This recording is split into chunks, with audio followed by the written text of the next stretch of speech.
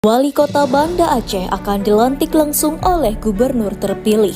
Rekan Jempal, mohon like dan subscribe serta aktifkan lonceng notifikasi untuk mendapatkan update terkini dari channel ini. Irwansyah selaku Ketua Dewan Perwakilan Rakyat Kota Banda Aceh atau DPRK menyebutkan kepada media bahwa pelantikan Wali Kota dan Wakil Wali Kota Banda Aceh terpilih akan dijadwalkan di hari yang sama dengan pelantikan Gubernur Aceh, yaitu pada 12 Februari 2025.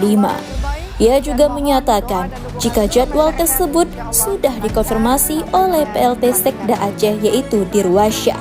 Adapun rencana pelantikan wali kota atau wakil wali kota Banda Aceh nantinya dilaksanakan usai selesainya pelantikan gubernur dan wakil gubernur Aceh oleh Mendagri di DPR Aceh. Ia juga menerangkan bahwa wali kota atau wakil wali kota Banda Aceh akan dilantik secara langsung oleh Gubernur Aceh terpilih yaitu Muzakir Manaf. Di sisi lain, pelaksanaan pelantikan tersebut akan diselenggarakan di kantor DPRK Banda Aceh.